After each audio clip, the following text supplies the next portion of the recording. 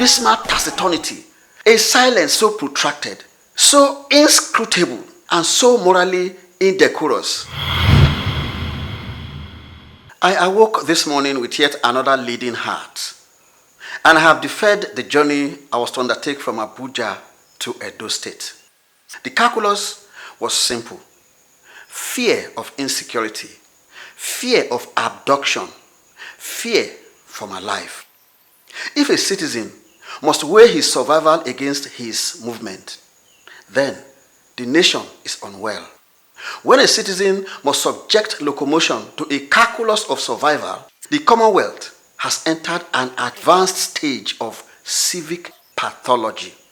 Our land hemorrhages, our nation exsanguinates before our eyes. Our highways have been converted into theaters of ambush, where marauders prosecute their sanguinary commerce with unnerving impunity. Our villages lie desolate. Our schools are now targets, not sanctuaries. Kidnapping has been industrialized. Killing has been ritualized. Dread now sets the tempo of our existence. Fear now functions as the metronome by which national existence is regulated. And from the citadel of power, what reverberates? Silence. Protracted, inexplicable, and indecent silence.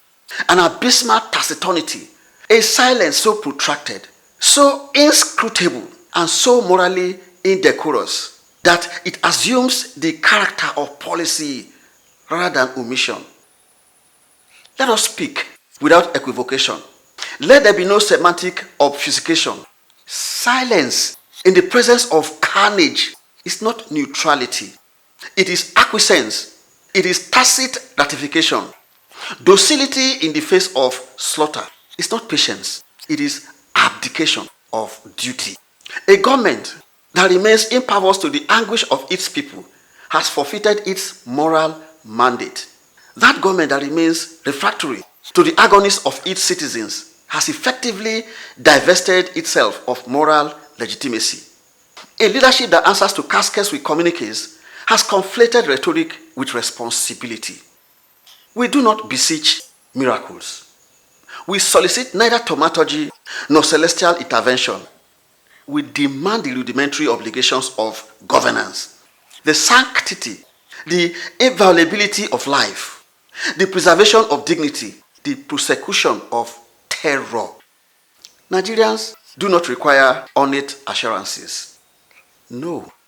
Nigerians are not famished for ornamental assurances or baroque declarations of intent. We require visible, verifiable action. Secure our borders, not rationalize their porosity. Fortify our security architecture, not eulogize it.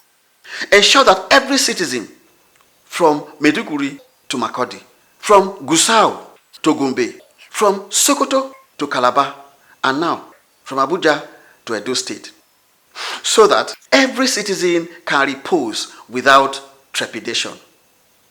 To those entrusted with the levers of authority, power is not an ornament to be displayed, not an aesthetic embellishment to be exhibited in ceremonial grandeur. It is a covenant to be honored. It is a sacred covenant, a fiduciary trust, a solemn compact between ruler and the ruled, and a covenant breached corrodes the very foundation of the nation, penetrating the foundational substrata of the republic itself. To my people, let our lamentations not metastasize into apathy.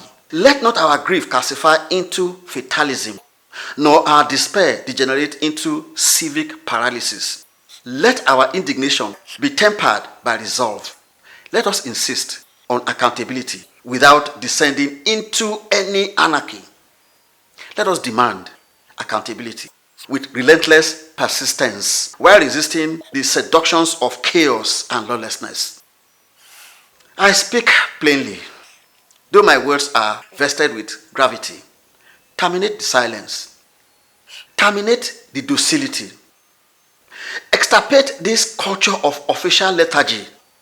A nation cannot prosper when its government is voluble on politics yet mute on mortality. A nation cannot aspire to prosperity when its governors are loquacious on political trivialities, yet catatonically mute before the escalating arithmetic of death. Until justice is manifest and security restored, until justice ceases to be aspirational and becomes tangible, until security ceases to be rhetorical and becomes experiential, until governance ceases to be performative and becomes substantive, we shall not retreat into acquiescent silence. We shall not kowtow. For silence in the face of atrocity is complicity, and we withhold our consent from complicity. And may history record that when fear sought to enthrone itself as the sovereign of our age, there remained citizens unwilling to genuflect before it. God bless our nation. God guard every Nigerian who still dares to believe.